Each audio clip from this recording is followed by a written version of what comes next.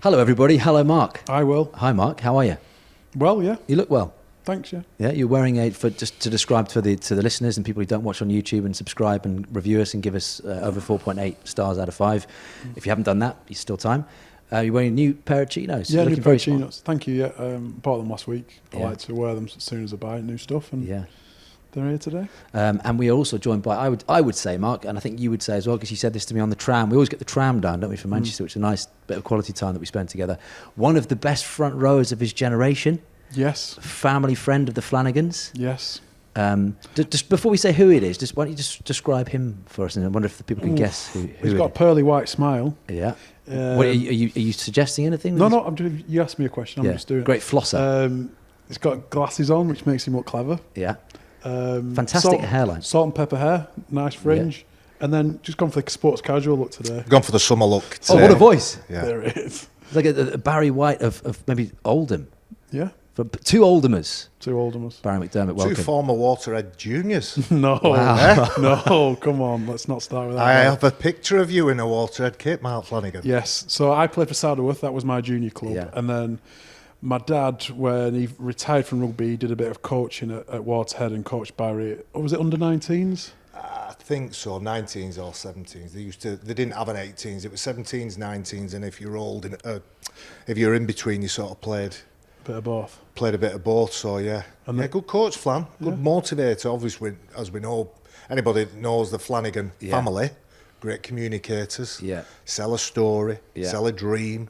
He always reminds me of sort of De Niro from Meet the Fockers, Terry Flanagan. You know, he's got a room, hasn't he? He's got a room with cameras and screens. He's got a Circle of presence, trust. Flan. He's got a presence, and He has. What Flan managed to do for me was show me and like, obviously we've got things to discuss, but when I finished and retired from rugby, I dropped him a message, where are you, what you up to? He said, oh, I'm near Leeds. I said, can I buy you a coffee? Just want to sit down and chat with you. And I said, with the greatest respect, Flan, I want what you've got. I want to know how you've got to this point, and, you know, can I tap into that vast experience that you've got, and would you mind giving me a bit of a route map into your life on and off the field, in and out of the sport, and what's made you successful? And bless him, he was as open as he could be at that time. He gave me some really, really good advice, some really good family advice that I live and die by now, He's especially with the kids. a fantastic human being. Vast experience and vast pot of cash, which one day Mark is going to inherit with Louise right down the middle. Yeah, 50-50? Yeah. Hopefully. 60-40. So look, I mean, look, famous sons of Oldham. Can we call you that, Mark? Or it's sad because I mean you're from posh Oldham, really, aren't you? Yeah, I was born in Roy and then moved to Saddleworth, but it's still... Quite quickly within the day, sort of like just. No, when I was about 8, and then it's still within the Oldham borough. Right. And then you're going to list some famous names. Well, I was just from going to say, I Oldham? mean, Yeston Harris, Mike Ford, Paul Sculthorpe, Kevin Sinfield, your dad, Terry Flanagan. Any more? Who I missed? From rugby, Kyle Eastmond, Yeah. the Greenwood brothers, Yeah. Fordis. George Ford. Yeah. Or George as well. Yeah. Yeah, loads. What a great place Oldham is. So, Mark, give me some quiz music. Just hum some quiz music for me. Quiz music. Yeah. Dun, dun, dun, dun, dun, dun. Doom. Welcome. I'm Will Perry. Welcome to the Oldham quiz. Are you ready to play? Just shout your name, please, and whoever. No, not now. When you know the answer. Okay. Let's see who can score the most points. How many letters in the word Oldham? Mark, 6. Oh, Barry. All right. Barry. Chill out, Flan. 1-0 Flanagan. What's the prize? hell? What's the prize? You'll see in a minute. The population of Oldham to the nearest 5,000. Barry. Barry. 130,000. Ooh. Mark, 150,000. 242,000. Oh, wow. 1-1. Wow. McDermott equalises. How many times have Oldham Ruffians been crowned champions? Mark, 5. Define champions. Challenge Cup. They won the league. 5. I'm going to say less. I'm going to say 3. The answer's 4. So what do we do there? It's a point each. Point each. Yeah, so we're 2-2 going into the third round here. Why is Oldham referred to as Texas Oldham? Texas. Is it something to do with the Mark, textiles? Mark, Texas Hold'em is a type of poker. Correct, but what's that got to do with Oldham? Hold'em and Oldham sound the same. No, because there was a large oil discovery there in the 1910s. Still 2-2, going into the fifth question. 2-1. My old schoolmate Winston Churchill began his political career in Oldham. True or false? Mark, true. Got to say your name, Barry. I know. That's 3-2. I told Flanagan. you that on the way down. 3-2 Flanagan. You didn't see the quiz. And just finally, chance to equalise here, Barry. Carl Cox and Brian Cox are both from Oldham. Are they brothers? True or false? Barry. I got there first. Identical twins. False. It's 3-3. It's an equaliser. Thank you very much. What a lovely quiz. By the way, some other names, famous sons of Oldham. Kelvin Fletcher, Bobby Ball. You want to play this game with me, Mark? No, it's fine. Christopher Biggins, Eric Sykes, Sarah Lancashire. Let's move on. David Platt, Michael Atherton, Paul Scholes. What is it? Go on then, Barry, about Oldham that it is such a hotbed of rugby league? I think we're strugglers. I think we're brought up. I can only talk about my upbringing. I was brought up in a very modest, full of love family, but not too many people I knew, grew up with, went to school with, had a semi-detached house. Never mind a detached house. So terraced houses.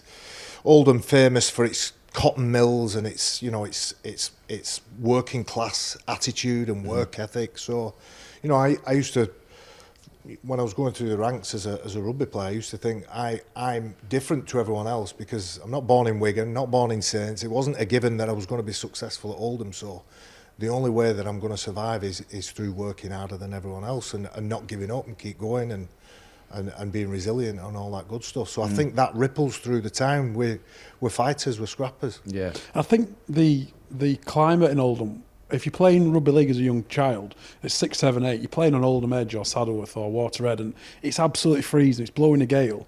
And if that doesn't toughen you up to play an already tough sport, you're never going to be a player anyway. So I think if you can survive and get used to those conditions and parents shouting at you on the sidelines and it's bloody cold, I think you've got the right mindset to play what is. And it's not necessarily about winning, is it? No. We've had some successful players and over the time had some successful teams, but predominantly there's 5 lads that play rugby league because they love it and they're passionate about it. The rest of them are too fat for football, so it ends up, you're not always on the right side of the scoreboard, but not always is the scoreboard the indicator of whether you win or lose in them competitions. Well, one of those Oldhamers, Mike Ford, just before we move on and talk about you, Barry, has taken over, isn't he, in part of the consortium and got his hands on an Oldham Roughheads. What good can he do there? Is that, because obviously he's passionate about the club and grew up watching them, right? Well, he knows the town inside out. He knows the business side of the town, and obviously the people within the town respect him as an entity in rugby, whether it's league or union. So he's got everybody's respect. The reason he's there, on the face of it, looks like it's to get Oldham back up to the heights that it was. That you think back to that first year of Super League, 1996. Oldham was one of the original 12 teams in it. It was after Fordy because I joined Oldham in 91. Fordy then had left and gone to Cass. But there was a lot of successful players in that late 80s, early 90s side that were from the area that were born and bred in Oldham. And I think that, to have an Oldham side that's got predominantly Oldham born and bred players that are proud to play for the town, proud to represent the town, because, as I say, it's not always about winning. Oldham would like to be successful, but in reality, they're never going to be as strong as Wigan Saints, Warrington Leeds, those types of areas. But if you can give the best and represent the town with an integrity and an honesty and a fight and resilience that reflects the town, then happy days. You can tell he's a motivational speaker, Mark, can't you? Is he motivating you to speak more? Obviously, yeah. It's a nice change. Or is he intimidating? It's a nice change. Are you thinking he's such a good speaker? Barry can flip a switch where he's charismatic, he's entertaining, he speaks well, he's handsome. But then I remember watching him play, and there'd be a switch where he's the scariest man on the planet. Yeah, but it's good to be like that, though, isn't it? 100%. It's good to be like that. It's too hard to be a dickhead for the as long for as the you're rest a of your gentleman life. off the pitch. Yeah. And Barry used to say one thing for me. It was it's nice to be important, but it's more important to be nice, and that's something you live your life by. Family. My grandma was adamant that it didn't. I mean, I think it comes from the Catholic side of my character. Catholicism, you can do what you want, really, as long as you say sorry in confession and say your Our Fathers and your Hail Marys. You can crack on, but I think the outlet for me, especially as a young man, a young adult, was the rugby pitch. There was a period where it was the nightclubs of Oldham, but it was the rugby pitch where most of the time I got it right. Occasionally I got it wrong, and serve me penance and you crack on. Well, look, you've painted the picture then of a pretty sort of humble upbringing. What do we need to know about young Barry McDermott? You know, as a kid, as a toddler, family, mum, dad, siblings. Me, my mum, my dad, my sister, my grandma, that was our tight, close unit. My granddad died when I was sort of 15 years old. So my grandma sort of became part of our four, made us five. And we were always tight, we were always close with my lot now. And anybody that comes in has to be on the same page. So me as a kid, I was just your typical non-academic, loved school because it was an excuse to play sport. I played football, basketball, cricket, softball, did a little bit of trampolining, did gymnastics, did everything because I just had that much energy that I just wanted to be involved in everything. I wasn't academic. It took me a long time to learn how I learned. I educated myself when I come out of the sport, really, because you've got to do, haven't you? Yeah. But so you did all sorts of sports, but Yeah. and we're going to talk about you know, wanting to be in the army from a very young age. But when did rugby league become a light in your head? Late. I'd say late, when I left school. So you used to go watching Oldham at Watershed? Sort of, yeah, but only to mess about. Yeah. Only to mess about with So you my weren't mates. passionate about it as a kid? No, because I was just full of energy. I don't think you could pin me down to one sport because there wasn't one that lit the flame. There wasn't. I wasn't big. If you know anything about rugby league, you know the quartiles and the kids that are. But when are you born, Flan? December 87. December. So you'd have been first quartile. You'd have been first to have a beard, or a little tash, or you know, you'd have been first to get muscles. And I was. You can say that, but you would have been the first at the queue in terms of maturity. Yeah. I'm a July baby, so I was right at the back. And then our school, St Albans, had a lot of footballers in it, so I used to play up. So I was always sort of not anonymous, but I was noticeable because I was smaller than everyone else, but game enough to keep me place in the team. So where did this desire to be in the army come from? I wanted to fight. That's what I wanted to do. I wanted to fight. I Could you not have wanted done to that travel. down Oldham City Centre, town centre? Yeah, but I didn't travel much. Just to the police station on a Oh, were you semi-regular basis. Were you in trouble as a kid? Not as a kid, but as a sort of teenager, I couldn't back down. I wouldn't listen. I think that's when I look back and I reflect. I wouldn't walk away, and that was mistake. I'm better at walking away now. I'm just mumbling to myself as I do. Because I have that battle. Have you got a record as well? I have. Yeah. You know I have. Come talk about Of your course you record. can. As a Talk about rhetoric. Oh, anything. go on, what's the record, Mark? Go on, you want... No, you asked the question. I Big didn't gob. know if it was true or not. So I'm led to believe Barry was the first person in the country to have CS gas sprayed on him. Oh, really? Yeah. It came out on the Friday, and on the Saturday evening, I was. Yeah. You were the guinea pig? I don't think you class it as guinea pig. I was the dickhead that was big of mouth and attitude, and it, you know, long story short, I was loud and we'll have the long obnoxious. story.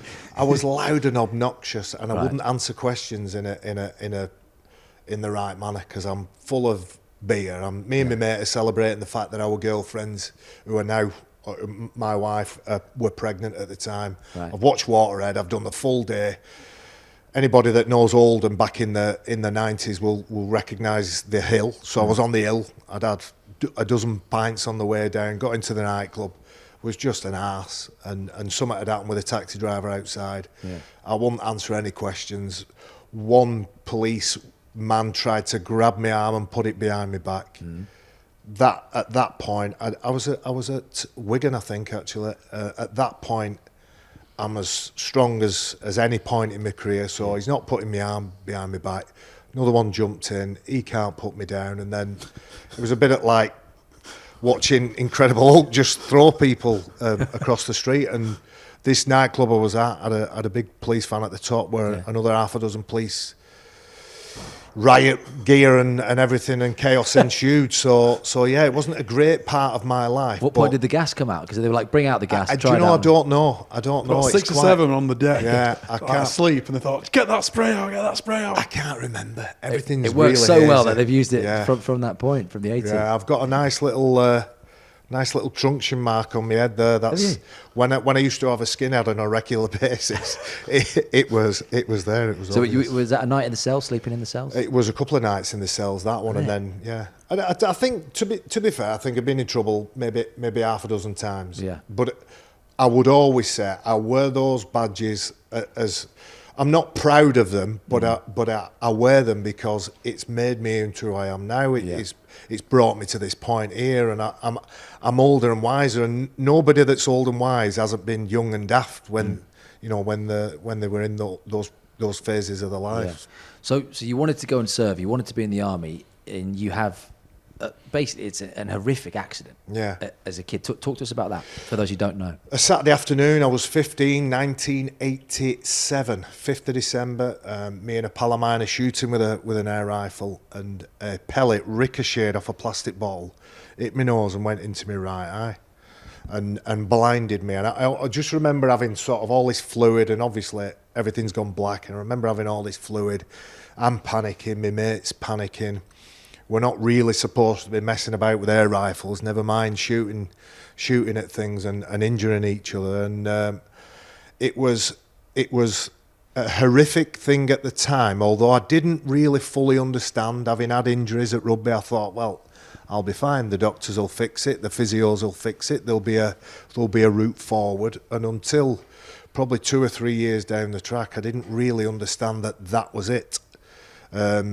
The army wasn't an option then because you couldn't go in without 20/20 vision, and I had to think again, and I had to work out what my route forward was. So it was like most lads that weren't clever. It was on the building sites and playing rugby part time on a Saturday and a Sunday.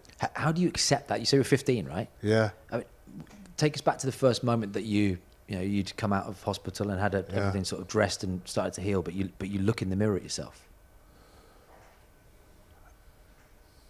I think my mind has taken it away because my mind's replaced it with the great memories of support and love from my family, and all those people who stuck by me then. The majority of them are still in my circle of friends now. So I think I've got, and it comes back to where we're from. It comes back to our background, our family.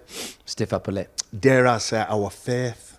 You just trust in what's meant to be and crack on with it. That don't mean that I didn't have days where I were pissed off and I'm thinking, well, I want to do that, and who says I can't do that? And that I'll show them part of my brain has been really, really good for me, because on a regular basis, if not every week, then at some point, most days, I'll show you. I'll show you I can. How did it affect your rugby?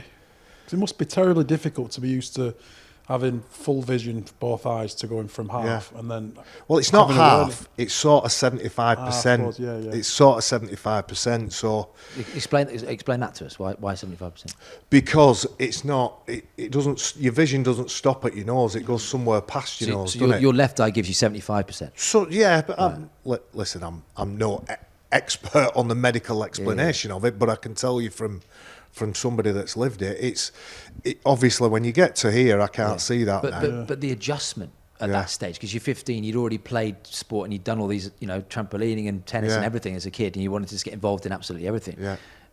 How much did it affect you just, on a pitch and running? Do you know what just drove me forward, Will? It made me more determined. It made me more passionate about what I was doing. And I've always loved sport. I've always loved doing lots of different sports. Rugby became the avenue that I went down, because when I started on the building sites, and my mum laughs about it now, she'd butter 8 slices of bread. I've got 4 sandwiches. I've got a pint of milk like you did back in them days, thinking I've got to build myself up. I'd have ate them sandwiches before lunchtime.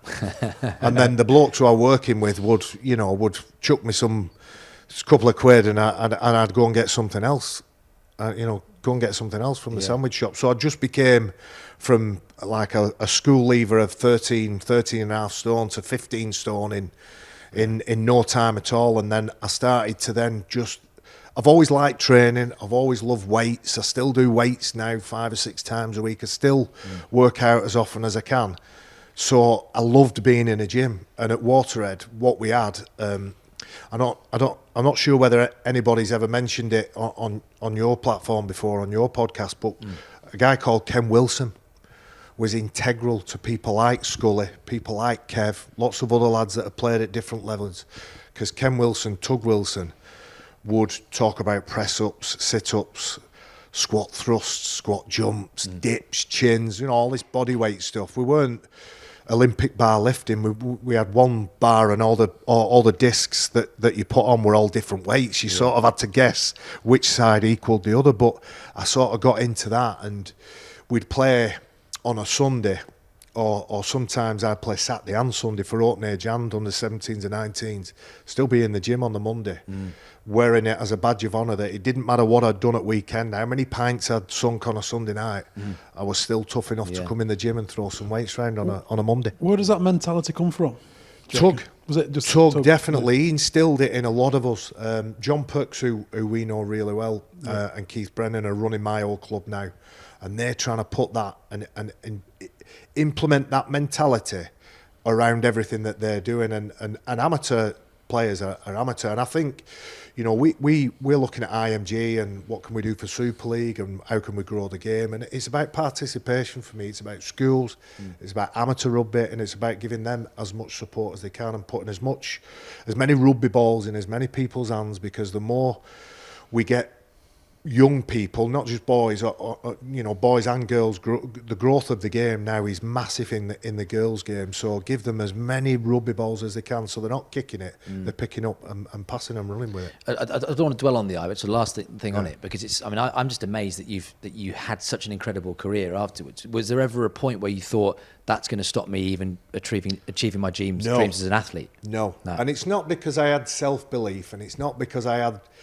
At every stage, I had an imposter syndrome to the point where I was like, right, well... And I vividly remember my Great Britain debut in '94. And I'm around megastars of the time, and Jonathan Davis, Martin Afire, Sean Edwards. I go through the team, but basically iconic players of that era. All of them. And Barry from Oldham, having played 8 times... For what? Barry from Oldham. Having played 8 times for Wigan, but 40 odd times for Oldham, and at different times at Oldham, I kept dislocating my elbow. I don't know why, but I kept. Accident. It kept popping out the joint, and I've had a lot of injuries, but most of them self-inflicted. But that joint, and there were different times where I was thinking, is this something that I can do? Bearing in mind I'm a joiner. I'm employed to knock nails and saw timber, and I can't, because this right arm of mine keeps going wonky on me, and I'm out for a couple of months. But my eye was never something that I felt would hold me back, and it was the root cause of things. Yeah. But all roads would lead back to me, because I would think, well, I'd need better technique, I need earlier recognition, all these things that I'd learned how to adapt into my game. That was where I focused, not on the thing that I couldn't control. I've read before, you said it actually in a strange way. It's probably one of the best things that happened to you in the changes that it gave you as a person. Yeah, right? It humbled me as a person, because I was a dickhead as a teenager. I had a mad phase, and most young men have a mad phase, and it was before the times of video phones and real scrutiny on social media and stuff like that. Made mistakes, and not too many people got to find out about it, but the people that did find out about it were the people that mattered most to me. And it's funny, actually. I'll tell you a quick story. So my mum was abroad. She's looking through autobiography, picks Adrian Morley's autobiography. She's not got to that one. She starts reading it, and I got a phone call after a day and a bit of her reading it. She went, "You never told me you got arrested in St Helens." What was that? That wasn't the gas night. I went, "No, this was another one." I went, "I'm pretty sure I did." She went, "You liar, you never told me. I've looked at the dates." And I went, "Mum, it was Moss. He was the cause of it." Yeah. "What did he say in the book?" She said, "He's blamed it on you." I said, "Well, he would do the shit house." What happened that fateful night? Talking instead of listening. Buy Mozzie's book. When you go back to things, because you touched on those sort of those early days at Oldham, like what great memories do you have there with playing with those people that went on to become stars before you joined Wigan those years? What I learned at Oldham is the strength of representing your community. So I played for Waterhead, started at Saddleworth, played for Waterhead. Nobody cared really whether we won or lost. It was, it was nice, but not necessarily. When I went to Oldham, it was less about the scoreboard, but more about the effort that you put in, the commitment that you showed to your teammates. So what I learned is, and it sounds strange to say it, but how to lose with a bit of dignity, knowing that it's not got to hamper your preparation for the week after. So you can't turn in on a it used to sort of be Tuesday, Thursday, Saturday training with Oldham, but I'd always train on my own Monday and Wednesday. You can't turn in on a Monday and have less energy and enthusiasm just because you've got beaten on a Sunday. So I learnt the power of losing, and I learned that I was looking around at the people that I were playing with, and they were just as good as me, just as skillful as me, just as quick, fast, strong, but they had a bit more to put in, and they had a bit more. They were looking at the different parts of their game that they wanted to strengthen. So it was more about me looking at what I could fix up and what I could be better at, rather than just focusing on. I was just aggressive when I was at Oldham, and that aggression boiled over and ended up, it was something that everybody, I think, liked what I brought to the table. But is that what got you the move to Wigan? That I'd say so, yeah. I'd say the aggression. I think every coach I ever had thought they could tame what I'd got and just keep me the right side of the line. But sometimes you need that. If it does creep over the edge, you need that. And I think you end up changing the play if you end up trying to tame it too much. But I think you touched on something there. When you're a young man coming into a rugby team, you've got to be a sponge, haven't you? You've got to be coachable, you've got to be teachable, you've got to listen to the advice from your peers and the role models at a club. And some of them aren't role models though, so that's just as important. That's the other thing. It's just knowing which ones are going to benefit you, and some might hold you back and lead you astray. Obviously, there's a time and a place for everything, but I think a good dressing room with good leaders is really important for young men, isn't it? I won't name names, but I recall my first training session at Oldham, and I'm keen and I'm enthusiastic, and fitness was my passion, but I was never the fittest. I was fit for a big fella and always tried to be as good as I could be. But I was at my first session, and the senior pro, who was probably the captain at the time, said, "Hey, get behind me. No prizes in training." And I listened to it and I was like, right, well, I don't want to upset him because I want him to respect me. But after a couple of sessions, I thought, no, I'm not having this. I've got to make them respect me by me being as good as I can be, because that's the only way I'm going to get in the team. The coach at the time was a former Australian prop forward called Peter Tunks, and he treated me, I felt like he treated me really badly. So every session we were there, I was always trying to impress him, to the point where I don't think I did myself any favours at times. But that's the learning phase. What a dilemma to have, like upsetting the captain or not getting in the team because the coach doesn't rate you. But that depends, I think. And what I learned when I got through to my mid-20s, when I was in my successful period, is you've only got to please one bloke, and that's the one that picks the team. Yeah. He's the only one that determines whether you get in or not. The people around you. But a young guy wants to keep the dressing room on board as well, right? Yeah, and these were players who I respected and admired, and completely different. The contrast between my first session at Oldham to the first session I had at Wigan was just like chalk and cheese. I walked into the dressing room at Oldham. Nobody even lifted their head. At the time, Terry O'Connor and myself had both joined at the same time, as is the style now. The young kids and the new players going miles before everyone else. So I'm in the changing room, and there were a couple of established players, and they didn't even look at me. Nobody's shaking my hand and welcoming me on board. The first bloke to welcome me was the bloke that I saw when I signed the contract. He didn't come for months after, and it was Sean Edwards. Shook my hand and said, "I'm really pleased you're on our side now, because I'm sick of running away from you. I'm sick of looking out for you in any game that you play." He said, "I'm glad you're on my side. Anything you need, any help, just let me know." And Gizzy's a funny character. He's a very unique character, very individual. He was as a player. It's amazing to see how well he's done as a coach, because his way of playing was to be, single-minded and stubborn, and any fitness drill or anything we ever did, he was right at the front. But when it come down to rolling your sleeves up and getting in the trenches and getting dirty, he was like, go on, that's your job is that. Was that as big a step up as it sounds now Yeah, from Oldham to massive. Wigan? And also, why just the season at Wigan before that amazing move to Leeds, which was life-changing for you? So I did 3 seasons with Oldham, and in between the second and the third, I went to play in Australia, which was a seminal moment in my life because I'd sort of got into a bit of a rut. We were in another bloody building recession, so I couldn't get work. I was scratching about for bits of money here and there, but I didn't drive, so I couldn't travel, and I prioritised Oldham. I prioritised rugby league, so it was always about being there for training. It was always about making sure that I was doing all I could to be picked on the weekend. So when I finished my second year, went to Australia, came back, began my third year. We were in the top division, having spent 2 years in the division below, playing against your Wigans, your Saints, your Warringtons, and the likes of Leeds and Widnes of the time, and matching it with everybody as a 21-year-old, and I will say it like this, Will. I've never courted. I've never been an attention seeker. I've never courted the limelight. I just always find myself in it. I just always find myself being like Mario Balotelli. Why always me? I find myself being the one that gets noticed in the room. It might be my shoulders, it might be my appearance, it might be my voice, it might be my laugh. It might dazzling smile. It might be my teeth. It might be Do pearly we- whites. I wasn't going to go back into the teeth, Barry, but you've gone there. Yeah. You've gone there because It's good. yeah. Should we?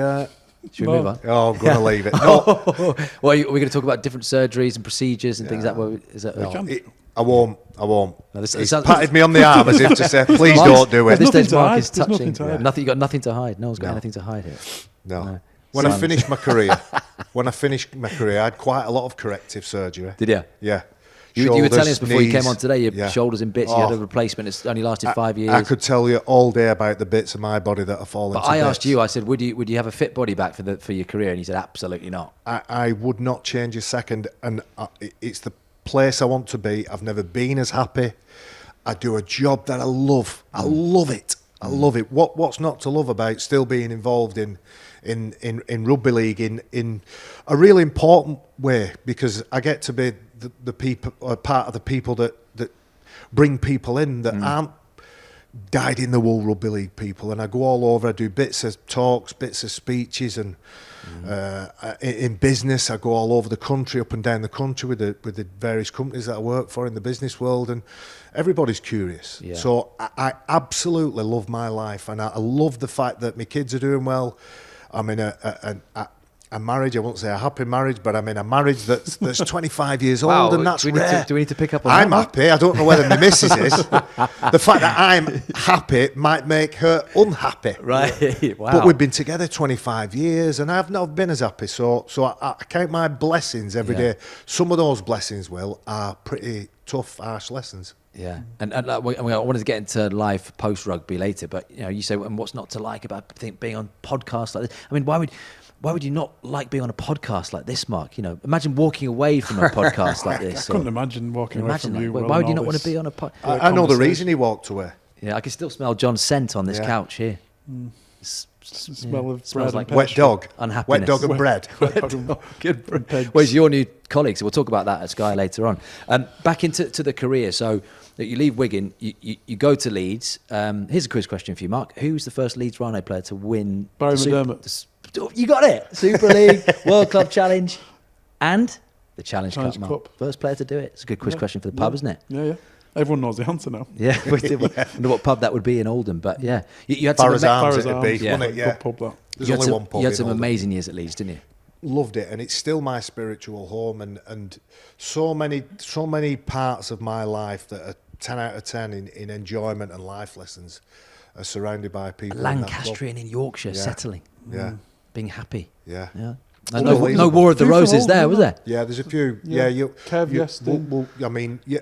So I joined in '95. Yestin followed, and then Kev was shortly after that. So there was the three of us travelling over for a long time, and then it was just Kev and I. So, what Kev has done, and I don't think we should get tired. I don't think we should stop talking about what Kev's done.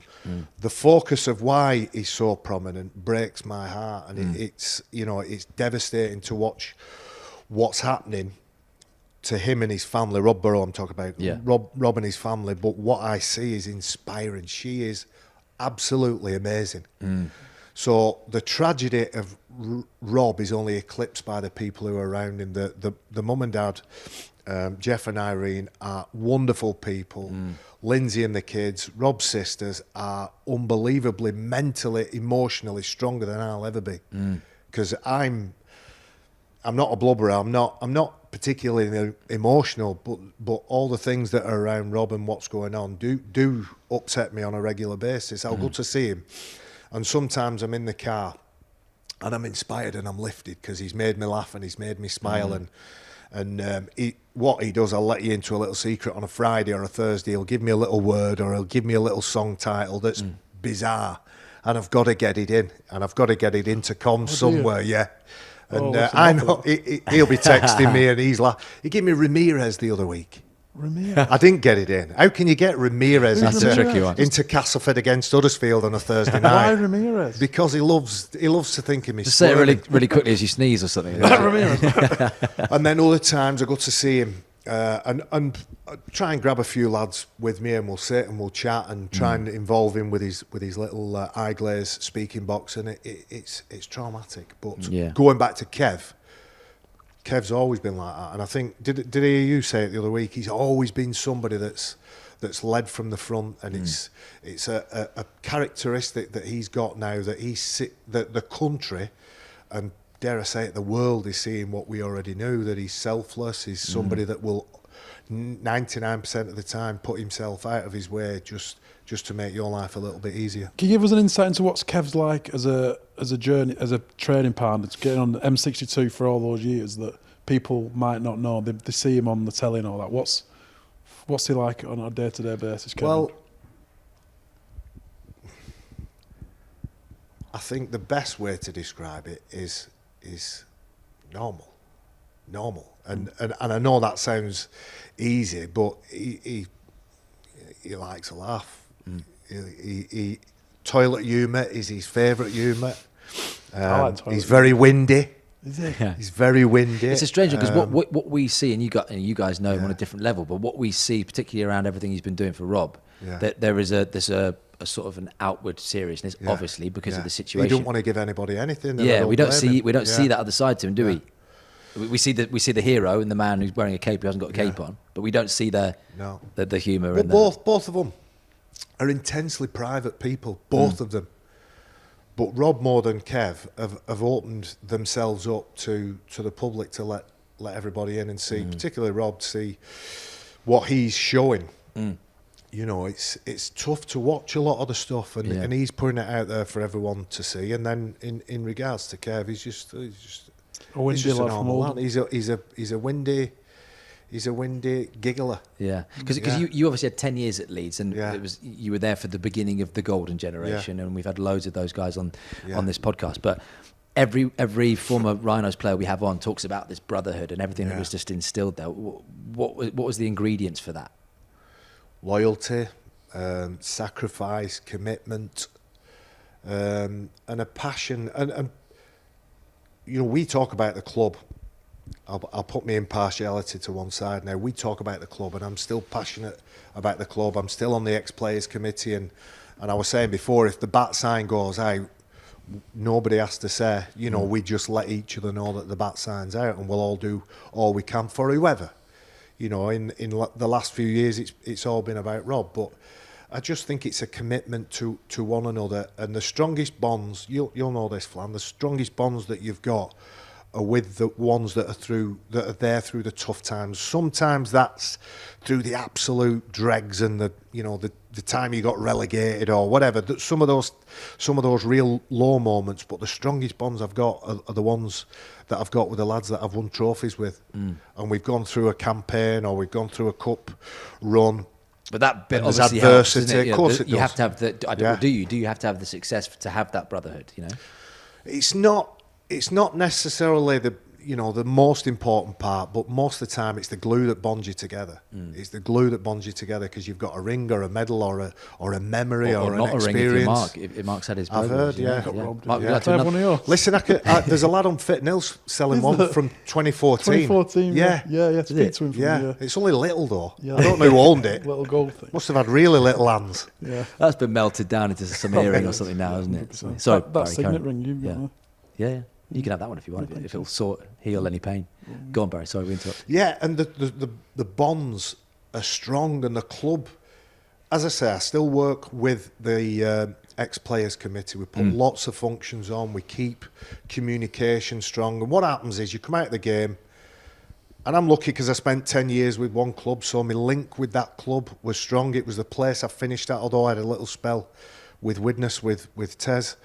It was always the place that I belonged to, if you know what I mean. So I played for 10, I worked for them for a further 10, so therefore I belong with them. People who've got 3 or 4 clubs don't really have a belonging to either. So then I think the game has a responsibility to look after them, and the game has a responsibility to give them somewhere where they go when the knees start hurting or when their hips are going bad and they don't know, because believe it or not, some players don't know where to start with physios and masseurs and stuff like that, because there's a lot of noise, and quite right too. We've got to look after everybody's mental state, and the brain trauma that the rugby league is suddenly getting more information on, but bodies are important as well, and bodies will fall to bits. And I feel like if there was a bigger focus on aftercare, mental, physical, and emotional, all 3 as equal, I think you'd get less. I'm not. I have to be careful how I say this. I'm not in favour with. I've come out of the game, my body's wrecked, so it's their fault. It's nobody else's fault except the player. I take responsibility for the mess that my body is in. I wouldn't change a thing, but I have a lot of good memories. I have a series of good events, good memories. Not everybody's fortunate to win things and be part of a club for a long period of time. I accept that, but I think if the game could afford it and put just as much into those 3 areas. Is that the key point? It's resource. Because, I mean, you look at the football and you look at the Premier League, and I know there's going to be people shouting all sorts of things at their phones and radios and whatever. Yeah. But, in football, they're told, because they're like racehorses and they're more asset-based. It's but like it should be beyond the sport. It should be beyond the RFL. Barry, your shoulder's fucked, you're not playing for 3 months. It should be beyond. This is aftercare I'm talking about, not during my career, because no man nor beast would have stopped me if I could have got out on the field. I did do.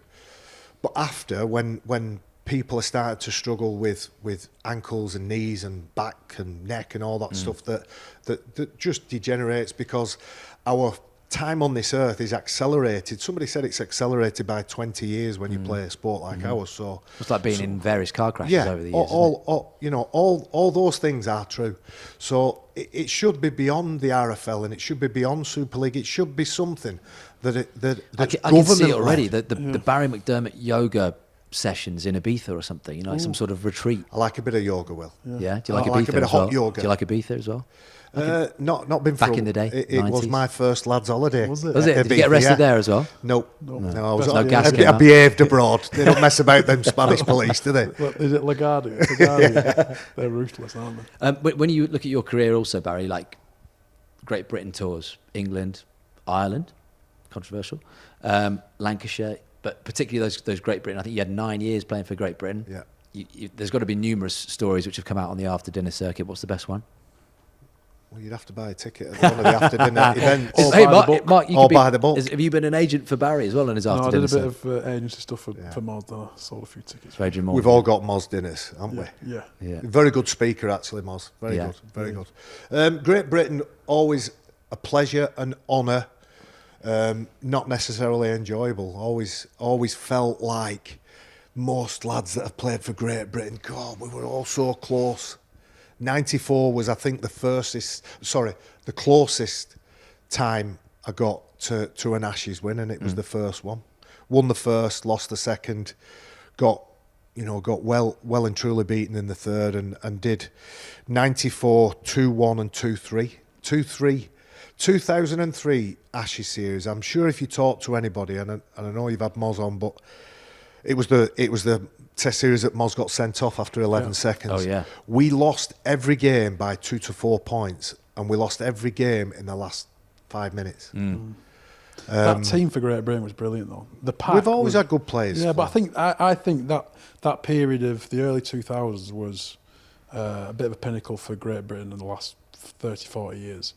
And we had a pack that was far superior to Australia and New Zealand, in my opinion, and they just probably had a couple of generational great players that a Lockyer or a Johns would win the game later on. Darren Lockyer, I think, is the best Australian player, not because he's the best individual. I think he was the best player on the biggest moments. He was the best clutch player. Whatever was going on in any of those Australian matches, when it come the crucial time to get that win, he was there or thereabouts nearly every time. We've mentioned Adrian Morley loads, and obviously we've had him on this series. We waited a long time to get him, and he talked, didn't he, about that 11-second red card in quite big detail, how the red mist was building all week up until that point. And he talked about how Barry inspired him to be like an intimidator figure. Yeah. Do you remember that, what he said? Yeah. He packed down with you playing for Leeds, and you kind of snarled at an opposition player. Yeah. And he winced, and Moz looked at you and thought, I want a bit of that. Did you encourage Nice each of other? him to say that. Like the Mitchell brothers? Did you used to snarl much? Every week. When I joined the game, it was every week. It was on, you're 10, I'm 10, let's go. And you're the big lad, I'm the big lad, let's go. The era that I played in, it was always get your retaliation in first. If you didn't, and the game even now... after 11 seconds? A bit early, isn't it? I would have left Moz on as well. Ganson was I think, hasty. Let's put it that way. But the era that I joined, which was 1991, it was all about physicality. It was all about that gladiatorial. I'm going to get one over on you, and it's completely different now. So back then it was you daren't take a shot and take it on the chin without throwing one back, because then you're a shithouse and everyone can pile in, and everyone would pile in. Yeah. Now it's about how much of that you can absorb and keep on with your job, keep straight on the tracks. And I liked my era. I'm glad I played my era. I don't think I would enjoy playing this era. That's not to say that, when people ask you, what would you be like now? Because they ask me, you won't last 2 minutes. I'd say I'd do what I had to do, because you'll have to please one bloke, and that's the one that, so you'd picks adapt the team. to, of course. The players that last, and I did 17 seasons, so the game from start to finish was completely different. Yeah. Completely different. So I was lucky to be involved in the era that I was. The ones that were just at the back end when I was a young firebrand didn't really want nothing to do with me, because I was just really keen to make an impression, make an impact, and whoever was the biggest on the team sheet, I was like, yeah. It suited your game, though. Yeah. It suited you down to a T. Yeah. And I think, Will's probably going to mention it, the rivalry you had with Stuart Fielden was absolute box office. Every time you played against Bradford, everyone going to that ground would know that it'd be on between you two at some point. It probably put 2,000 or 3,000 on the gate, probably boosted TV ratings, because it was the matchup of all matchups in the alpha male sport of rugby league. And why Stu, and how did it come about, and what was it like being in that rivalry with such a big imposing figure like Stuart Fielden? Well, I'd answer the last question first. Absolutely amazing. Amazing. I loved it, because I knew we weren't going to back down. Yeah. And I knew I'd 9 times out of 10 I'd come out on the right side, because Stu were famous for cocking it but not really throwing it. So I knew, and I'd look hard as nails, because I'd keep my hands down by my side. I'd be nose to nose with him, and not. He'd be having to be held back, and I knew he weren't going to throw it. Hold me back. Yeah, but Stu Fielden was a great player, and at times, and particularly the back end of 2007, 8, 9, was one of the best forwards in the world. But at that sort of 22, 23-year-old Stuart Fielden playing against me at 20, 28, 29, I knew I had him up there. Yeah. So I loved it. I had to be careful. There was only one time really I ever lost my marbles with him, and it was the time I got red carded. That odds. It was at Valley Parade, and I've gone out the line, as I did all the time, just get up on him quick, throw myself in front of him. I've hit him, he's curled up, trying to protect himself. I've hit his forearms. I've not hit him round the chops. I hit him round the chops plenty of times, but not on that occasion. And he threw the ball down. And I, in fear of my life, just piled in. But I'd had enough of the I'm going to throw it. How much did you thrive off that battle with him then? Even kind of, it brought out the best in me, and I think if he's honest, you get a different story from Stu, and we've had many a conversation since. And are you mates off the pitch? Were you? No, we're not mates. We're civil, we're cordial, but he hasn't got the same recollections that I have. Oh really? Yeah. Go on. What does he? Yeah, how does he remember he it? talks about him being a young player, up and coming player, and me being a wily old forward that took advantage of him. I look at it, he was playing open age. He had the opportunity. He was big enough, wasn't he? He was big enough. He's bigger than me. Yeah. He was bigger than me. If anyone was the bully, it's probably Stuart. Yeah, well, you said he just Barrie clocked it and never threw it. Did you want him to batter you once? So would that have opened up a whole new dimension? Yeah, because it would have made it easier for me then to pile in after you've done that a few times. People are then, I think back then expecting you to throw it. Yeah. It's no good me throwing it first every time because I then did look like a bully. Yeah, it's a weird one because we talked about this with Moz as well, but Mark's right. It was box office, right? And it put bums on seats. And I know we don't want the game to just be about that, but it seems like we do miss that side of it. Yeah. Even if it's all right, not the punching and the throwing, the punches, whatever, but we miss those rivalries, those one-on-one, head-to-heads. You don't get it as much now, right? No, I enjoy watching a good duelling, enjoy watching a good battle. Like I say, I love my job. I've not, as we record this, we're early part of the week, it's magic at weekends, so I've got a lot of games to watch, a lot of analysis, a lot of notes to make, because we've got all the teams playing all at once. So I love analysing and forensically getting into players and teams and habits and patterns of play and stuff like that. And I've always been like that with the game. I've always loved that. But I think my strength going back to my early part of my career was my aggression and my determination. And that was that 1 inch away from that line was where I absolutely loved it. But you needed that edge, a bit like Moz, right? Yeah. Because I remember Adrian came on and he said that he obviously had to adapt later on, and everyone thought he was a battering ram and just this aggressive sort of figure. But he said he had a pass in him and he changed his game and he adapted other sides of it. Am I right in saying, I think I read somewhere that you had voices in your head, saying hit him before Still have them voices now, Will. I still have them voices now. There was a ground that I was at, and we usually take the sort of back route. We go up a working lift, get out, we go through the kitchens, make our way to the gantry or the studio, and as we're going through the kitchens, this bloke, and he'd be 40, this bloke, biggish lad, he's going, no, can't come through here, you'll have to go back, you'll have to go out, you'll have to go around. I'm literally going in that door there, and there was 2 people with us. I'm literally going in that door there. He said, you're not coming through. I've told him downstairs not to let you up, so he's having a bollocking, and you're not coming through. And I had like a 3-second conversation with myself. And turned round and walked off. And what was the conversation? Hit him, don't hit him. Yeah. Hit him, don't hit him. Hit him, don't hit him. Jonesy was with me, Jamie Jones Buchanan. And Jonesy and I played together when Jonesy was young and I was at the back end and all that stuff. And I've known Jonesy a long, long time. And he went, it's real growth for you, that, Barry, isn't it? I said, yeah, it is, but I still feel like a coward. I still feel like I should have just barged past him and just gone, I'm doing what I want. Did it make you angry all day? It made me, it spoiled about half an hour of my night, and I shook it off, because maturity is it's a gift in a way. And when you're younger, people say it takes a bigger man to walk away. I used to think, no, it takes a big man to knock somebody on their ass. I like it, and I'm not too bad at it. You said early on, you wanted to go in the army because you wanted to fight, and you thrived on that side of the game, the reputation that you built. And Moz was the same, right? He said he enjoyed that. He enjoyed that from the crowd, the anticipation that they never. Well, they never knew. They knew what was going to come in a game, and you had to have that side to your game, but you've also had to learn to control it, right? Controlled aggression was something I tried to master, and I didn't get it until the back end. And Moz me and Moz are really good mates, and we talk about it a lot. The sweet spot is when you're in those late 20s, early 30s, and you don't have to do anything because nobody's rattling your cage. Nobody wants to get on the wrong side of you, so you don't really. Moz talks about a snarl. It's not even a snarl at the back end because nobody really bothers with you.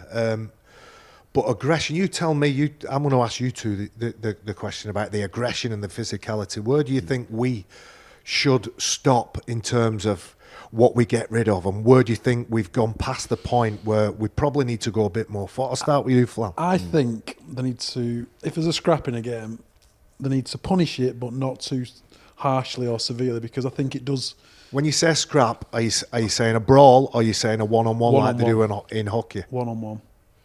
I think because it's usually Hockey would be one-on-one. great, wouldn't it? Just let them fight on the fight the centre circle. It's usually one-on-one-ish, and I think, just smaller punishments, because they need to take some action towards violence in the game, but it does take away some of the beauty of it and the confrontational aspects of the game. And I think when you look to State of Origin, all the highlights are big fights, and that was quite extreme in the day when it was big brawls, but I do think it does take the gladiatorial aspect out of rugby league, and it doesn't need to be there in some essence. We've lost a little bit, haven't we? It feels like I say we, I'm an outsider on this, but rugby league needs to embrace it but not rely on it, right? Yeah. There has to be a balance in it, and think the we've balance ever is too far relied the other on way, it. is it not now?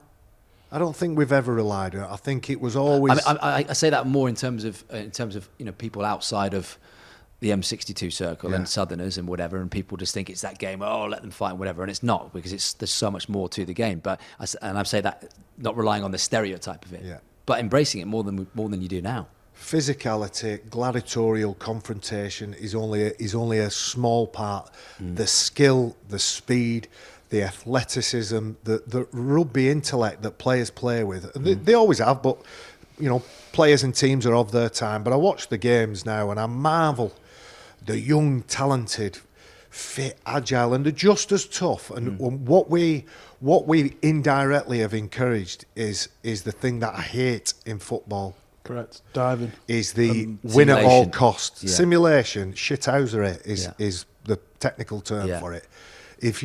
I remember playing, I'd just left Saddleworth, gone to Waterhead. I played in some poxy semi-final at Saddleworth Rangers, and I did something I never did ever again. I sort of got a bit of a punch on me chin, went down like a sack of spuds, and a man who's very important to me, and I know you know him, Dennis Maders, said to me, if I ever see you do that again, Barry, I will never speak to you. You are better than that, and the game is more important than your individual victory on that day. What I would say is, in football, and I completely agree with you, but in football, the rules have allowed that to happen, right? And it encourages coaches. It encourages, obviously, because it's win at all costs. It encourages coaches in a penalty situation. Well, I don't want my game to be like that. No, of course. I don't want to be part of that, and I don't think we should be accelerating down, because we think that football is the mecca that every sport should get to. We are who we are, and we should embrace who we are. There are, and we're mates with Scholesy. Scholesy loves rugby league because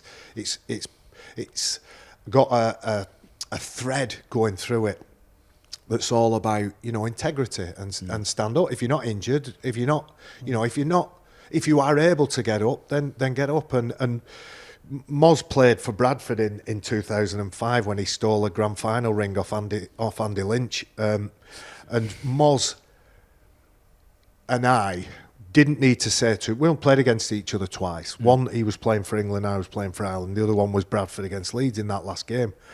And I had to put myself over him because Moz was a fantastic player. So I had to let him know that there's a brick wall in front of him, and I may just have glanced up just a little bit. Two old stags at this stage, isn't it? I may just have glanced up a little bit. Accidentally on purpose. And Yestin is tapping Moz on the floor like that. Moz, get up. Moz is sort of, a bit weary, bit confused for a second or so, and Yestin said, Moz, get up. It's Barry. And Moz, to his credit, got up because Moz didn't want me to fall foul of the referee, which is what makes him one of my brothers. But also, what he wanted to do is next time I got the ball, he wanted to return the favour, which he did do. Yeah. He usually did, didn't he? Yeah, of course. Yeah. While we're on that, then, because you've always been a big advocate for the game, and you don't whinge and moan about the game or you're a great advert for it when you're on Sky as well, Barry. But what infuriates you? What would you change? And in the way that you've seen it change over the last 20 years? That's a good question, and it deserves a good answer. What I don't want to do is rubbish the game now. I just don't want to see us get any further. There are a couple of things, and what we do is we adapt and we change and we evolve. But our biggest strength is sometimes our weakness, because we don't give things enough time to bed in. We don't have that settle-in period particularly with rules. We're forever changing the bloody rules. I wish we'd stick to them and put them in not so much in stone. When we need to tinker with them, but don't fashionably change them every 2 minutes because we think it might make the game quicker or faster or more exciting.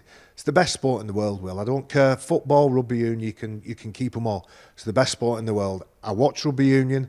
I like MMA. I like boxing. I like all those combat sports, basically because I like to watch a bit of blood, and I like to watch that element of competition. But rugby league for me is the best sport in the world. We don't maximise its potential, but sometimes the people that are trying to drive it forward are people that are holding it back. And without singling people out, we've got to get out of this club-centric thoughts and passionate people who want to see their clubs thrive. We've got to put everything all in the same bucket and just try and mix it with the big boys. Yeah, be ourselves is the main thing I'm saying. Yeah. When you had to hang up your boots after one last dance at Widnes in 2006, was it easy to think about life after rugby? Did you had plans? Because I mean, you're doing everything and anything under the sun, aren't you? Things that inspire you on a daily basis. I came into the game as a part-time player, so I always had more than one job, and I always understood that there's a good 10 hours of productivity within any day, and weekends are included in that. So you can always be busy doing something. When I came out of the game in 2005, my shoulders were knackered. I needed 2 reconstructions. It was sort of a joint conversation. I wasn't getting on with the coach. It wasn't enjoyable anymore. So I didn't want to leave and go somewhere else. I took up the job that was offered to me within the system at Leeds. But the 2 props that were playing at Widnes had both got injured. Steve McCormack, who now works for Rugby League Cares but was coaching Widnes at the time, and Tez O'Connor sat me down and said, "Why not come and play with us?" I played a game for Oldham against Leeds. So my testimonial match was Leeds against Oldham in 2005 at Headingley. As a thank you, Leeds Rhinos took a team to the football ground at the time, Boundary Park, and John Pendlebury, who was the coach at the time, said, "Oh, do you fancy?" Because I was promoting it for the town's team, and he said, "Do you fancy like a bit of a cameo?" And I said, I don't fancy a cameo. I said, but if I'm going to play, I'll play. I said, I know all these, and I'm only sort of 3 or 4 months off playing. My shoulders are nearly mended now anyway, and I played, loved it, enjoyed it, then went and played that season at Widnes. But the ability to stay in the game, the gift that Leeds gave me to stay in the game, I think helped me a little bit. It helped me because I was still connected to the club, and I was going to talk about the ex-players, and sometimes they get disenfranchised with the game because they think that nobody loves them, nobody cares about them. Because they've been at 4 different clubs, nobody invites them to games.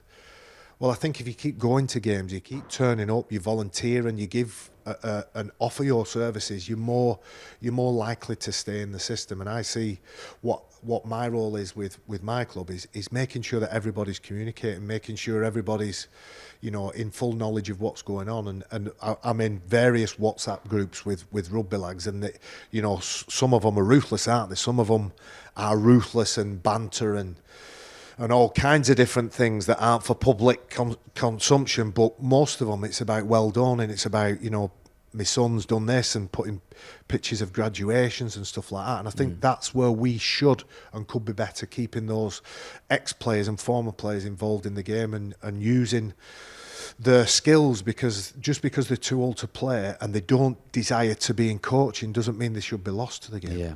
And you get involved in so much, don't you? I mean, you can see the Terry Flanagans in him, can't you? Yeah. He's, a lot of charitable work. Obviously, you talked about the stuff you've been doing with Rob. Borough 7, no longer, is it? Borough 7? It's Beat Borough now. You've got another horse? There's a second one now, Beat Borough. Leg injury, was it? Yeah, a couple of injuries. He was a jumper, so it's the most stressful experience going watching those horses, because the weight of everybody's well wishes and expectation is hard. And every time I've gone, I've got Rob at the side of me, I've got his family, and we all want the horse to do well, but there's literally thousands of people that get involved in the. It's the Good Racing Co that run it now. Beat Borough is the horse that should be running. I'm not sure of its next run. It ran a couple of weeks ago. So it's a good syndicate of people involved. Again, the more the merrier. It's £59. You join the racing club, you become part of the Rob Borough Racing Club. There's a bit of a change in focus on it now, but basically the money's going towards Rob. It's going towards the Rob Borough M&D Centre and the M&D Association charity as well. So it's a non-profit organisation that's doing good things that hopefully just is a bit different than a raffle or a sportsman's dinner. We all love listening to you, watching you on Sky Sports. Apart from going to grounds and wanting to knock out someone in the catering staff when they say you can't go in the lift up to the gantry, how much do you love that side of it? Yeah, I love it. I feel very fortunate. What's not to love? I'm around people who I identify with. I'm around people who I want to help them. And Flan's been a mentor, physically sat down and mentored me, but also from afar, I've looked at him and I look at how successful he is as a father, as a friend, as somebody that helps the amateur club, Saddleworth Rangers, and the time he puts back into people. And we have a what do they call them? Madlaw, what's it part of? It's called an onside youth zone. Youth zone, yeah. So it's like a multi-million-pound youth centre in Oldham, and there's probably 20 in the UK that my dad's involved with one in Oldham. A youth zone where kids of modest to low earning families can go for, and I'm not sure what they pay, 50p. They go in, they can climb walls, they can play with basketball. They've just got somewhere to go that doesn't involve knives and selling drugs, which is some of the pitfalls that are around some of those cities and towns, and ours is one of those. So I look at people like Flan and think, I've got more time, I've got more energy to give, and I'm blessed. I'm lucky. I love what I do. I want to be involved in it for as long as that feeling and that desire is there. But I suspect it's a bit like playing. When you're playing well and when you're contributing every single week, you pick yourself in the team, and the point where you're not quite giving of your best because your focus is elsewhere. I think you're the first one to know that, and I'll make that decision. But I certainly don't feel that the modern game is something that I can't identify with. I love it. Yeah, I appreciate you've got to be careful with what you say, and John had to, God rest his soul, Mark is gone, about Sky, and we'll get on to John in a second maybe, but how do we maximise television coverage of rugby league in this country? I know Channel 4's been a bit of a game changer and has maybe made Sky perk up their game a little bit, but you've been with Sky for so long. Where are the sort of pitfalls of the coverage, and where can it go as they try and expand and grow with IMG involved in everything? I think there's a triangle of sort of finger pointing within our game, and the clubs will point at the broadcaster and they'll point at the governing body and say, you don't promote our game. And then the governing body will point at the broadcaster and they'll point at the clubs and the players and say, you don't promote yourselves enough, and vice versa. The broadcasters will all say, we need more access to your players and we need the clubs to sell the games to make sure it looks great on TV. We've just got to all do a little bit more. We don't have to do a lot of things differently. We just have to put more effort into it. We have to put more finance into it. How clubs, teams, players put finance into it, I don't know. The advent of social media has meant that you can get to know somebody. How many people do we follow on Instagram or Twitter, and you feel like you know them because you watch what they're doing in the afternoon, you watch what they're doing in sportsman's terms, you watch what they're doing in and outside the training environment. So you get to know them on a deeper level. I wish clubs would be more creative with what they give players, but for every media manager that wants player A to be expressive and show his personality, you've got a coach saying, no, I need him back in the pack. I need him over here. He needs to wind his neck in and not put his head above the parapet. Of course, we need more characters. But to be a character, you've got to be doing it on the field and off. What do you think to the IMG kind of restructuring of the game with criteria for being in Super League?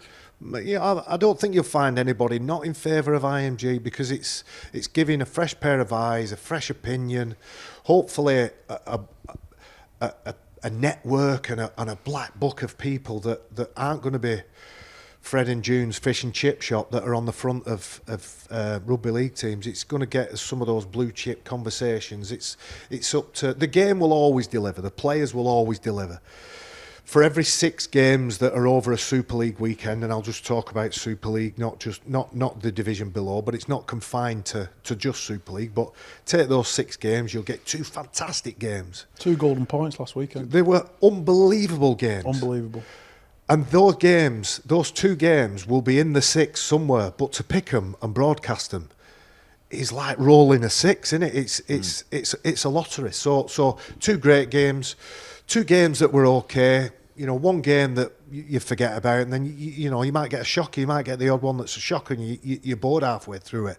But to pick the 2 that are the right ones is a skill and an art. And we had 2 crackers, 2 absolutely wonderful games that I defy anybody that hasn't watched our game to watch those 2 games and not think, I want another look at that this. was Saints Leeds in Wigan Hull KR. Yeah. I think that's the thing, though, isn't it? Is it not slow expansion? Because you don't want to, you being from Sky in this sense, and the guys from Channel 4, you don't want to turn your back on a loyal audience that's been there and expects and enjoys what it's had for the last 20, 30 years, but it still has to grow somehow, right? You have to give people variety, and that's the attitude certainly I've got at the minute. We've got lots of people within the Sky team. We've then got others that cross over and go into BBC, Channel 4, Viaplay, Our League, all those different voices, different opinions. It's great because if 50%... Eddie said this to me at the beginning, Eddie Emmons. Eddie Emmons and Steve-O couldn't have been any better for me in my infancy, and I'm always learning. I'm still learning every day. But Eddie said if 50% like you and 50% don't, you're doing well.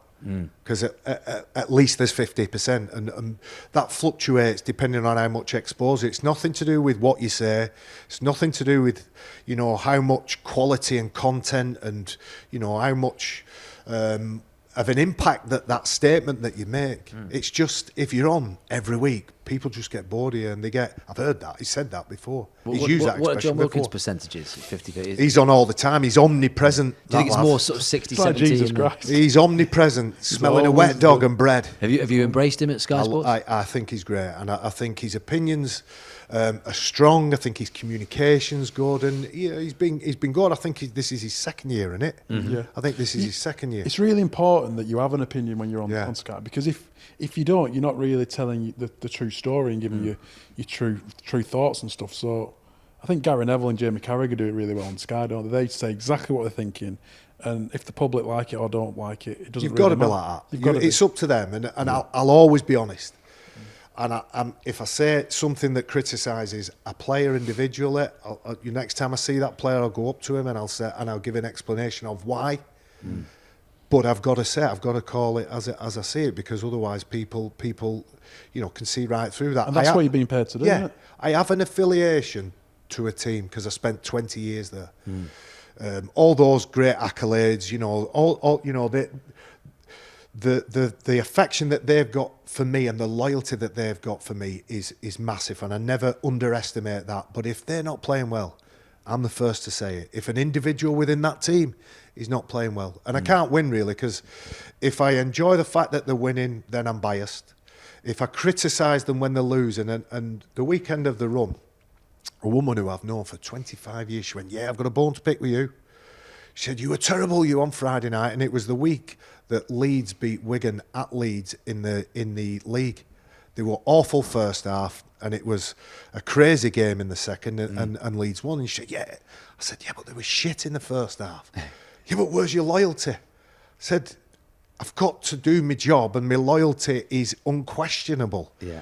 But if they are losing, they are losing. If they're not playing well, they're not playing well." Hopefully I'll try and give you some context behind that. You were better in the second half because they were winning. Yeah. And also, when you think of commentary, you guys are on far more than Brian and anyone in the punditry team, because they got 15 minutes before, 10 minutes at half time, 50 minutes at the end. You're 80 minutes solid. You're going to say something which is going to upset someone at some stage, right? I'm a little bit of a jack of all trades. I can do everything. My happy place is commentary, because I can get right into a game and I ride that wave. I enjoy a tackle bust and a long break and a lawyer flip pass. I love a big shot, and that's like Tourette's to me. And it's shot, Tez, do you see that shot? They were a good like, shot, Baz. It's like Tourette's, but I can get right into a game, and I think see it, say it is where I'm good. That doesn't always mean I don't make mistakes, and I don't always say things that I shouldn't, but I've not been sacked yet, so I've not said anything that I can't claw my way out of.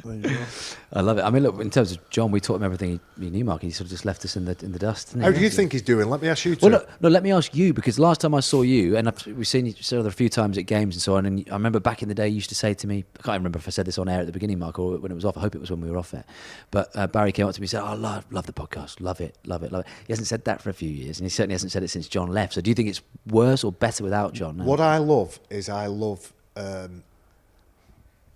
stories. I love to peel the layers back, and I don't necessarily think that it's about in-depth interviews. It's about knowing people on a different level. I love what you lads do. I love I was saying to you, I walk my dog at least an hour every day. I'll run a couple of times a week, put a podcast on. I think Jammer's podcast is great. Brilliant. I think this one's great. John on the bench. I knew it was coming. Is it John and Jenna on the bench? Jenna, which sounds better? Jenna and John and Jenna sounds better. Jenna's the boss, don't worry about Yeah. that. The mid-season transfer. Should we be giving publicity, Mark, to John and Jenna? I don't know. We've done it now anyway. Jenna and John. him. Yeah. So like the BBC one, I gather good, my information off everybody, because everyone, I think, and I've heard this expression used, you've got to be open, you've got to adapt. We talked about it in terms of playing. What keeps players in the game and gives them longevity, and you can mention Moz, you can mention Jamie Peacock, you can mention somebody like Thomas Luluai. It's not how good you are, it's not how skillful, how fit, how strong, how fast, it's how adaptable you are. So adaptability is the key component for me to doing my job. Listen to everybody. This is what I think. This is what I believe. You convince me that I'm wrong. More often than not, I come back to the point that I started with, but I'm fully embrace the other people's opinion, because that's what our game is about. It's about opinions, isn't it? And it's about sharing what we are passionate about, because we're all passionate about sport. We're all passionate about rugby. We all want to see it do well. We're not sure how to get it forward, but going back to your IMG question, IMG have got the experience on taking games to another level. So I've met with a few of the representatives, and they've asked me questions, I've asked them questions. I'm happy with what I hear. Not all that stuff gets in the public domain, because you've got to respect privacy a lot of the time. A lot of this job, you'll know more than me. Well, you know stuff, don't you? You can't always say it. You can't always name names. You can't always betray confidences.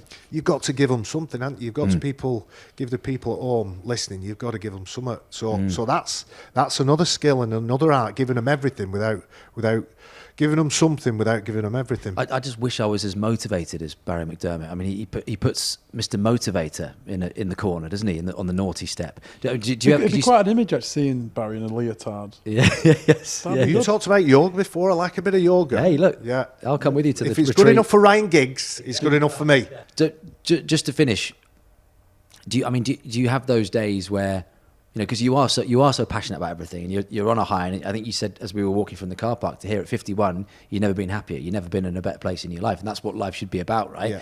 But do you have days where you just think, I'm going to go into a basement and throw axes at pictures of puppies, and I just want to sit in a dark cupboard and drink vodka? Or? Much like I was as a player, nobody needs to tell me when I've had a bad game. Nobody needs to tell me when I've missed a tackle or dropped a ball. There was a couple of weeks ago, I made 2 mistakes on 2 games, one after another.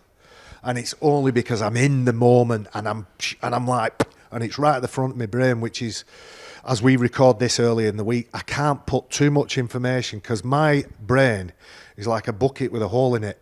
You can't put enough water in because it's as quick as you're putting it in, it's falling out. Something's falling out as I'm putting it in. So sometimes too much information can be a bad thing. Sometimes it's all to do with how close to the game I put it in, but you can never be over prepared. Going into a game or going into a week after a game, I've got to be optimistic. Yeah. I've got to love what I do, because what's the point in doing something that I watched my dad go to a job and he skived for most of his working life because he absolutely hated what did he do? What he did. He was just a minimum wage, worked in sheet metal, made door handles and kicking plates in a nutshell, and he hated every minute of it. He loved his workmates, and I suspect he loved the fact that he was earning and was able to put food on the table. But we talked about my grandma before. My grandma used to say, if you find a job that you love, you'll never do a day's work in your life. And everything I do, I'm passionate about it. I throw myself into it. That doesn't mean I'm comparable to running at hills and lifting weights and going into 4-man tackles from a tap when you know you're going to get dished up. You've got to find something to like about what you do. Yeah. If all of it is unpleasant, then just get out of there, because life's too short. If you can find something that you enjoy, you embrace the tough bits, you embrace the challenges, then you'll find something at the back end of it that you can look back and be proud of. And there we go. On a final note then, give us that final motivational speech, Barry, because I'm already feeling more pepped up. And you mentioned Jamie Peacock, and he's on the sort of motivational speech circuit as well. We're in the nursing home, whether that may be in 10 years, it may be in 40 years time. We're in the rocking chairs, we've got Scrabble going in the front, and I'm asking you, Barry, you used to play rugby league, what did it give you? What did it give you in your life? It gave me confidence. It gave me a set of skills that I didn't fully understand when I was playing. So I'm task orientated. I can be given something and I can begin in middle and end. I can get to the point where I know that I've completed that task, but I've got initiative.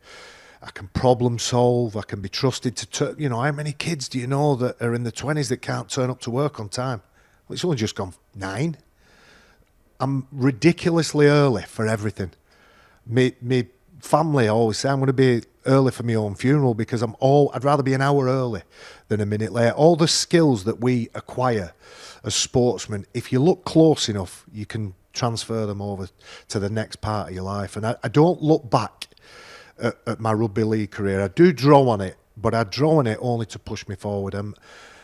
The game is at a pivotal point now. We're at a pivotal point, but I can recall joining it in 1991 where it was at a pivotal point.